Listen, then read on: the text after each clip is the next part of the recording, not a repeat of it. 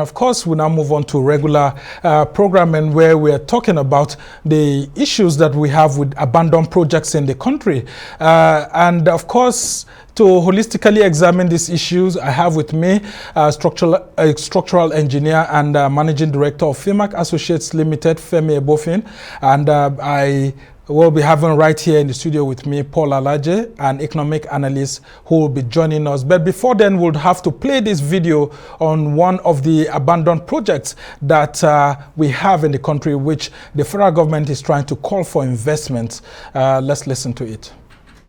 Designed to be the signature identity for the seat of power in Nigeria, right here in Nigeria's capital. This is the Millennium Towers, which was inaugurated back in 2005 by the former president Olusegun Obasanjo. Well, a budgetary plan of about 69 billion naira was earmarked for this project. But 17 years down the line, this giant still remains fallow. But all that is about to change. The monolithic structures dominate the skyline like a gallant sentry watching the city. It is a prominent icon located in the central business district of Abuja and immediately draws the admiration of residents and visitors to the nation's capital, just like monumental tourist sites across the world, like the Eiffel Tower in Paris, the Tower Bridge and Big Ben in London, or the Burj Khalifa in the United Arab Emirates. At night, it is expected to be brightened by the neon bulbs that illuminate the environs and adds to the aura of the city. The tallest of the towers stands at 170 meters, presently regarded as the tallest structure in the city. It's equipped with a museum, indoor swimming pool, galleries, commercial center, luxury hotel, coffee shop, children's sports section, boutiques, and a restaurant. This extensive project was initiated in 2005 by the Olusegun Obasanjo administration, but failing to pay an outstanding 38 billion naira audit, the contractor handling the monumental project, the Salini Construction Nigeria Limited, abandoned the site in 2017. 5 years after, the federal government is now sourcing for funds to complete it. One of the reasons why we are here today with my elder, the Honorable Minister of Information and Culture, is to discuss how we could identify other sources of funding apart from normal budgetary allocation or our IGR, because as you can see, this is a massive project that will require a lot of funds to complete. $400 million is now needed to complete the project, and although no timeline has been given for when the construction will be completed, the government believes that when the construction is done, the Millennium Towers will attract local and foreign tourists, thereby increasing the internally generated revenue of Abuja amidst creating job opportunities. We are here today to showcase this magnificent project and to commend the vision of our past leaders, who as far back as 2005 had a vision of a monument like this for Nigeria. Already at 38% completion with over 35.7 billion naira sunk into the project, residents are eager to see the completion of the Millennium Towers, which they say will beam the much-needed light on tourism in Nigeria. Amaka Udewalka, ALAJE News.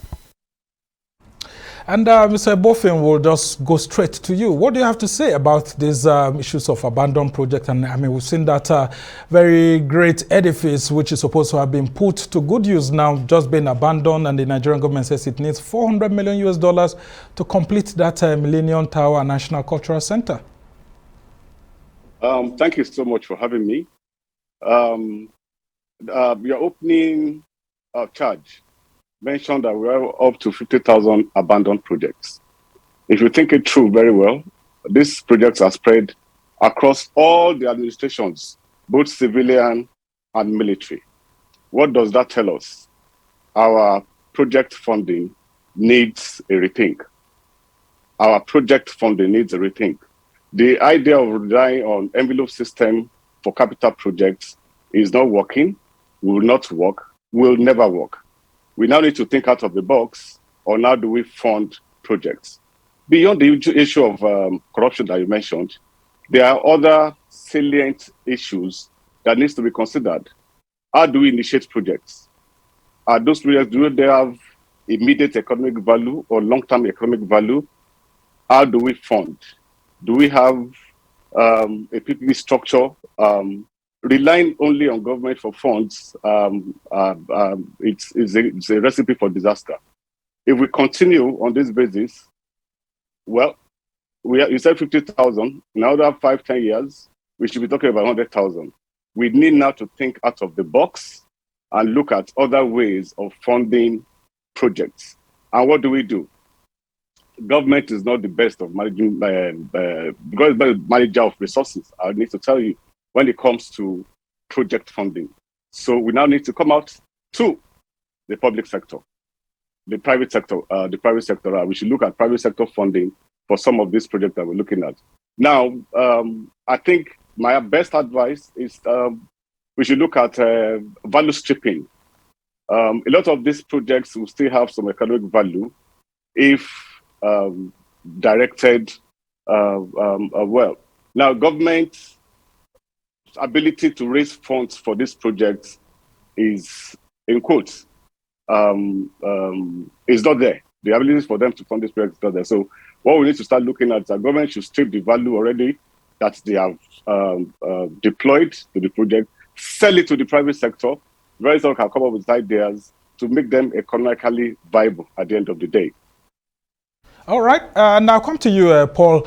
Let's talk about how investors can key into such a project. I mean, if we have the Millennium Towers, the government asking for $400 million of private equity investment into that project. I mean, as a private investor, would you want to invest in such a project, or you want the government to hands off totally from it before you bring in your funds? Well, first, I want to consider how easy is it to do business in Nigeria. The ongoing gas program, you see Nigerian and the organization that were involved in taking over one of the major oil owner in Nigeria that wants to leave the country. Just 24 hours into the sealing the game, government has said no, and the program, I mean, the deal cannot be sealed. So I want to see how easy will it be to do business in Nigeria. Again, I also want to look at an example of a country that is GDP. The GDP of that country is approximately what we have in Nigeria, over $400 billion. But the population of the country with immigrants is about 10 million people. That country has built the tallest building in the world called Burj Khalifa with approximately around $2 billion US. Today, what the government generating revenue, or what the managers of the business generating revenue, not the government, I beg your pardon, in 2 years is equivalent of what was used to construct the building. So first, why are we bringing this project? Is it just for pride? Have we added business component into it from the beginning? Do we think that we'll continue to have projects like geo-political and so on and so forth? I say because it is national pride. What is the economic component of the project? Those who are conceived it from the beginning. So that said, again, can we have private sector? It must not necessarily be Nigeria. Great countries are rainbow in color. They are not just black or white. They are rainbow in colors. You have Arabians, you have all manner of people going to the country to do business. We should be ready to accommodate more people, to bring their investment into our country. And when we have them in their numbers, that is when our country can have robust GDP, robust income, robust employment, and a lower inflationary rate. And let's talk about how these projects are cutting across both federal and state governments. Look at, for example, Calabar. Go there, you see Tinapa. It's just there. I mean, after completion of that other project, you don't see lots of people making use of the facilities due to poor management. The Obudukatu Ranch is there. Of course, if you come down to Niger State here, you have that hotel that has been there, owned by the Niger State government for several years. Go to Benue, go to Bayelsa. Even the River State monorail is just there. So how come that these projects are conceived all through without a final phase of determining if these projects are viable, and of course if they'll be able to recoup their investments for these projects to function for public good? Well, for me, it's legislation. Most of the projects came into being without a law backing them up. And although we should not be looking at law before we can say we want to implement project, but projects that we have over 50,000 of them, over 18,800 of them only for federal government, we must have laws to say whosoever becomes the leader must continue and implement this because of some cost. Look at trillions of naira, over billions, hundreds of billions of US dollars in all these projects put together from state and federal government. Today we complain of joblessness and high unemployment. We complain of poverty and deprivation. Meanwhile, we have projects that nobody is employed. And in instances where people are employed, like a Jokuta project, we are paying pension, we are paying salaries, and the project is not live, is not helping.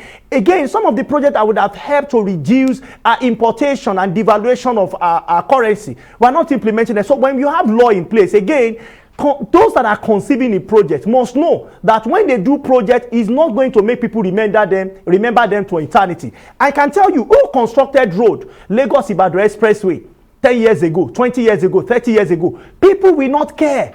After a while, it is just you that want to satisfy yourself. That is why you think that the project people don't need, even though Lagos Ibadan is very strategic and people need it. But I'm saying some of the project people conceive, they just want to do it. I tell you one of the states in Southwest. Somebody woke up one morning and said he wants to build a bridge so that people will remember him as his own legacy. Today, the bridge is there. People are not using it because it's really not needed. So that does not mean bridges are not good, but you ask for the community where you want to situate this bridge, is it important? And look at the cost. Will it worth it at the end of the day? Okay. And Femi, as we try to round off this conversation, let's talk about what needs to be done about some of these projects. Are some of them still viable enough? Should we complete them, or they should be just left like that? What do we do with these thousands of abandoned projects?